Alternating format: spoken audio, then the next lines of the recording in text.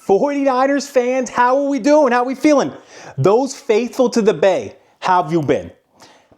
Welcome back to C-Train Station. Those who subscribe, thank you so much for subscribing. And yes, welcome back and welcome to C-Train Station for those who haven't yet subscribed. There's still time. So hey, yeah, there's been some 49ers news, right? There has been some 49ers news since I talked to y'all last, since we talked, right?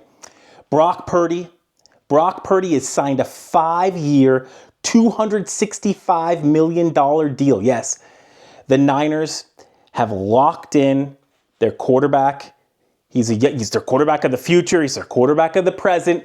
He's the guy, and he is the man to hopefully lead the 49ers to their first Lombardi trophy in 30 plus years or seasons? Not good. By the way, not good. The San Francisco 49ers are due, more than due. And I even think that they're statistically due to win a Super Bowl here soon. So why not make it this next season, right? Okay, here's why I really like the deal. I really like the deal, and here's why. There was no drama whatsoever with this signing. Brock Purdy didn't hold out. There weren't rumors that he wanted to be the highest paid player in the NFL. There wasn't anything, right? Parag Marath, who usually does the Niners contracts, I believe he still negotiates it, right? Does he still do it? Or is it just John Lynch now? Sorry, there was a gnat that I just tried to swing at as well. I didn't get the gnat, and we still aren't sure if Parag Marath did this deal. But it was completely efficient. It was done without any drama. And we love that. I think that matters. I think that, I believe it was Trent Williams' contract, Brandon Ayuk's contract for sure. It deals a blow to the morale of the squad. And football is a very unique sport where it is you need that team. You need that team. You're going into violent combat essentially with those men. Football is a violent sport, right? The NFL is great. These guys need time together. They need to all sort of be on the same page, and getting that contract dialed in, knowing that Brock Purdy's going to be there. He's going to be there for all the meetings. He's going to be there for all the camps and whatnot. As your leader of the squad and quarterback, dude who touches the ball pretty much every single time on offense, that has a value. I'm telling you, that's why I really like this deal, because I love the timing of this deal. It is great. I mean, I'm telling you, if knock on wood, and we're talking about Brock Purdy right now, but it's forecasting and projecting, if the Niners can get Fred Warner, just a little something, right? Give him a little soon, they're locked in. They're completely locked in, and that matters so much. The veterans will have their money, and honestly, it will help the young ones buy in, because everybody's bought in, literally and figuratively. So this puts Brock Purdy in the Jared Goff and Tua Tagovailoa price range in terms of average salary, at about $53 million a season. I think it's a little bit lower than Tua's. I think it's $100,000 lower per season. And I'm totally okay with that. I am good with that. I think I like Brock Purdy. And I want to love Brock Purdy, but it's my love is almost reserved for Super Bowl winning quarterbacks. Steve Young, thank you, sir. Joe Montana, thank you very much. No, I'm sorry. I'm seriously sorry to say that, but it's he's still, it's time now, right? So some things real quick, I'm just going to go a brief overview. I'm going to let you know a little bit. Some things that I really like about Brock Purdy is that he can make downfield throws. He's accurate, and he's able to improvise, which can be a plus and a minus. And here's the thing. It's because, honestly, so I was going to do the overview of Brock Purdy. The one thing that I honestly want to see Brock Purdy improve on is I would love to see him check the ball down. Nice, easy, catchable balls, check downs with runners that maybe have some space to get some run after the catch. It is statistically proven that those Brock Purdy scrambles, which we sort of love, they look cool. They're akin to the Russell Wilson ones back in the day. Kyler Murray sort of does it too. They do the runaround thing. They literally run around in a circle, come back and do it. Look, That is technically, I'm just saying, like, there was a statistical breakdown because Tom Brady said he doesn't like that necessarily about Brock Purdy. So Tom Brady said about Brock Purdy that he doesn't love the improvisation because it doesn't necessarily lead somewhere. My answer is this. I totally agree with Tom Brady. Brock Purdy's scrambles aren't necessarily all positive, and I believe that him doing the Purdy fundamentally just checking the ball down and giving the running backs, or like a tight end, right, some space to get a few yards. That is more efficient. It is statistically more efficient. I don't know if I'm not going to attach the study that I saw, but there was a study done this last season about Brock Purdy's effectiveness when scrambling. Yes, it looks cool. Sometimes he can scramble for yards, but what I would love to see is, like, if Brock is going to scramble, get your yards, get down. Scramble, get down, right? The improvisation in the pocket doesn't yield the highest results. And I get it. The best of the best can do it. Patrick Mahomes can stand in there and do crazy things and extend the play. He's like pretty much one of one. I'm not trying to knock Brock Purdy at all. What I'm saying is that the more efficient thing for him to do would be to check the ball down. And I know that sounds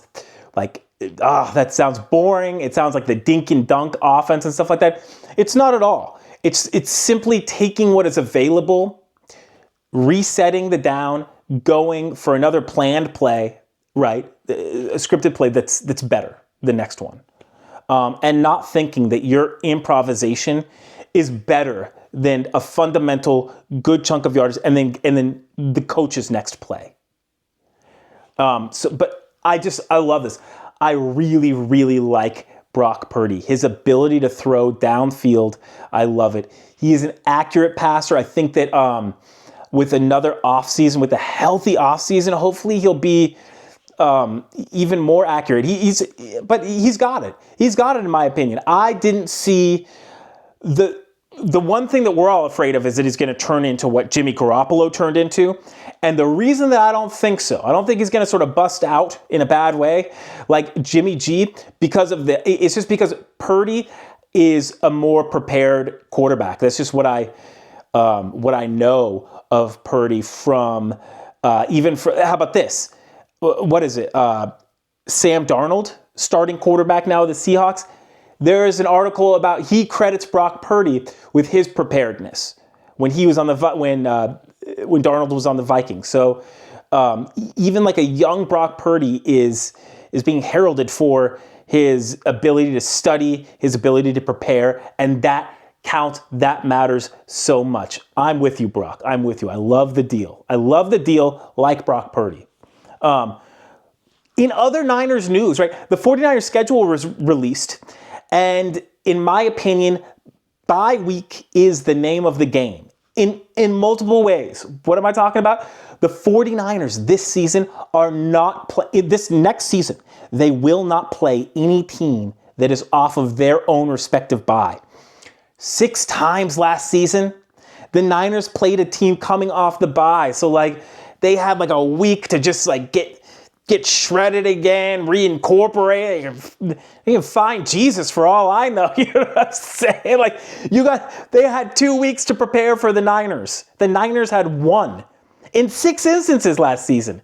This next season, that will not happen. Not once. I love that about the schedule. However, bye's the name of the game. Like I said, right? What don't I love about this schedule is that the Niners bye week is in week 14. So it's like the Niner, and what I will say is it is going to be very paramount to start fast if you're the Niners, and they are on track to start fast, to start mean, fast, strong, and ready. And I dig that with the signings, with the youth infusion that they really have on the squad. It's exciting, honestly. If you check my history with the Niners, I am generally not very excited. I'm very jaded with it. I'm not even kidding. Football, this is so messed up to say, but I'm gonna give it the C-Train omelet, okay? We're just having fun today. But football is easy. It's fine. It's like not the hardest sport to even talk about, which is good. I'm just gonna leave it at that. Actually, I was gonna go somewhere with that, but anyways, if you see my past stuff, I'm not like jaded on the Niners, but it's like I knew that they were gonna do. Okay, this is what I knew that they were gonna do poorly last season, and they did poorly. I mean, it's because it's like football is not that hard. If it came to like analyze, I'm not trying to be a punk here, but it's like you could see the writing on the wall with a lot of things, and and just look at my past videos. Like look at that, the history that I have that I've now created, and then I'm done pumping myself up. But the history that I've created through these videos shows the sort of the trend that I'm correct with a lot of my Niners predictions, a lot of things Niners related. And there's a lot of positivity that I feel going into this next season. And I'm so stoked.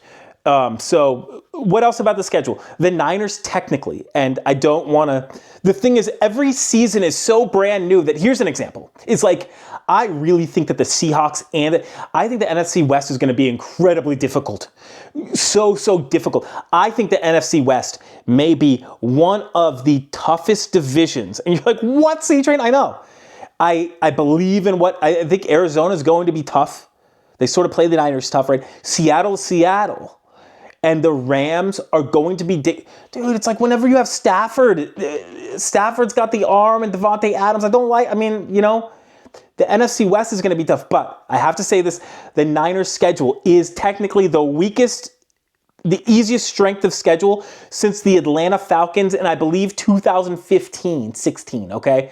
So, like, the Niners have an easier strength of schedule. The key will be start hot, get those wins under your belt so that you have a little bit of wiggle room should injuries come, because your bye week is late. So, in some more Niners news, the Niners have in fact not signed offensive tackle DJ Humphries. I was incorrect. I had reported that they signed offensive tackle DJ Humphries. Big man. I think he recently played with the Arizona Cardinals amongst other teams. They have not signed him. And for the record, it's like a formal, I apologize for reporting something that was false. I do have to say though, like literally everybody reported it. Like I guess the Niners didn't officially report it, but it was reported by many outlets. And nobody said anything about it for like weeks. So I don't know what actually went on there, but it leads me to believe that there was just more to the story, because there obviously was, than him signing, because he did not sign. Some other news and notes, good vibes, and I keep on saying that, and it's like, it matters so much that these guys are going to have just good attitudes coming into training camp. And you see the Niners, the veterans, are golfing together, which is great to see. You know what was really amazing? You know what made my day? There's maybe a week ago or so, seeing the Niners, because they did the tour, right? The Niners have been at Warriors games. We've seen Juszczyk and Christian McCaffrey at Warriors games. We love that. They wore the shirts, by the way, which is good. There's been a thing in the playoffs. Warriors fans were not wearing the official shirts. We got to do that. Anyways, when I saw Big Nick Bosa at a Grateful Dead show, when I saw a picture of him, I didn't go there myself, but when I saw him there, he had the glasses, he was looking chill. I think Juszczyk was there. I know George Kittle was there. It was the Grateful Dead, right? In the Sphere, I believe. Look, these are good vibes. I'm not even kidding. That actually means something.